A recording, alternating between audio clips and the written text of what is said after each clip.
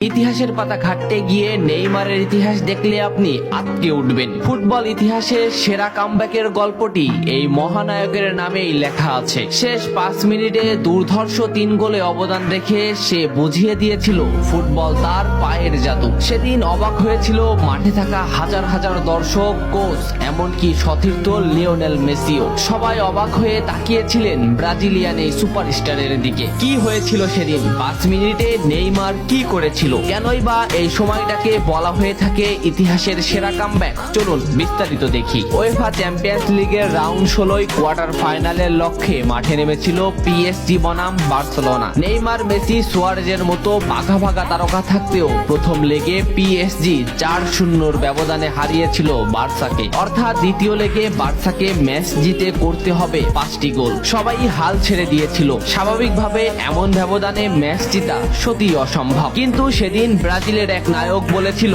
এটা সম্ভব, আমরা এটা করে দেখাবো। যেভাবেই হোক না কেন আমরা দলকে ম্যাচ জেতাতে চাই। 2017 সালের 8 মার্চ অনুষ্ঠিত হয় এই ম্যাচের দ্বিতীয় লেগ। ম্যাচের শুরু থেকেই ক্ষিপ্ততা আর দক্ষতা দেখাতে শুরু করেন নেইমার। এই ম্যাচে যেন আবির্ভাব হয় কোনো এক নতুন নেইমারের। এই নেইমারকে তো কেউ চেনে না। ম্যাচের 3 মিনিটেই লুইস সুয়ারেজ পেয়ে যায় প্রথম গোলের দেখা। এরপর নেইমারের ক্ষিপ্ততায় একের পর এক আক্রমণ সাজাতে থাকে বার্সা। এদিন যেন নেইমারকে কোনোভাবেই আটকাতে পারছিল না পিএসজি। নেইমারকে আটকাতে একের পর এক ফাউলই বেছে নিয়েছিল তারা। ম্যাচের 40 মিনিটে লেভিনের আত্মঘাতিক গোলে বার্সা পায় দ্বিতীয় গোলের দেখা। ম্যাচের 50 মিনিটে ক্ষিপ্ত থাকা নেইমারকে ডি বক্সের ভিতর ফাউল করে ফেলে দেওয়া হয়। এতে বার্সা পেয়ে যায় পেনাল্টিতে গোল করে দলকে এগিয়ে নেন লিওনেল মেসি। তবে যেমনটা ভাবছিলেন এই ম্যাচের গল্প ফুটবল বিধাতা তেমন ভাবে লেখেননি। 62 মিনিটে বার্সার কফিনে শেষ প্যারাটা পুড়ে দেন এডিনসন কাভানি। এতেই স্তব্ধ হয়ে যায় ক্যাম্প নু।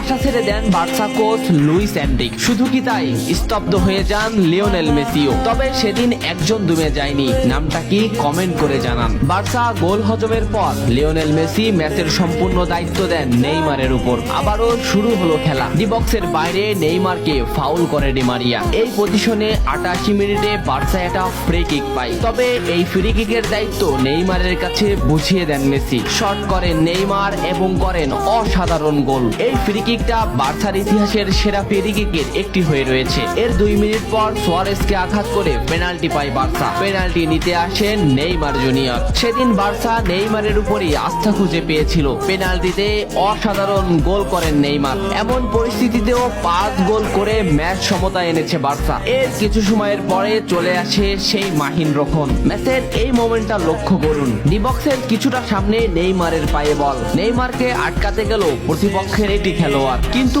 নেইমার শর্ট মোমেন্ট নিয়েও শট না করে বলটি সামনে আগালেন। এই মোমেন্টটা লক্ষ্য করুন। নেইমার একবার গোলের দিকে তাকালেন। এতেই সে বুঝে ফেলেছে কোথায় বলটি দিতে হবে। নেইমার শট নিলেন। আপনি সাধারণ চোখে এটাকে একটা শট দেখলেও এটা হলো সেই শট যা লিখেছিল ইতিহাসের সেরা কামব্যাকের অধ্যায়। নেইমার এমন ভাবে শটটি নিয়েছিলেন যাতে রবের্তো শুধু পা লাগিয়ে গোল করেছিলেন। শেষ 5 মিনিটে সেরা 3টি গোলে অবদান রেখে সেদিন ইতিহাসের সেরা কামব্যাকের নায়ক হয়েছিলেন ব্রাজিলিয়ান এই সুপারস্টার। সবাই যেখানে স্তব্ধ হয়ে গিয়েছিল নেইমার সেখান থেকেই শুরু করেছিলেন। নেইমার বুঝিয়ে দিয়েছিলেন নিজের দৌড়ত্ব।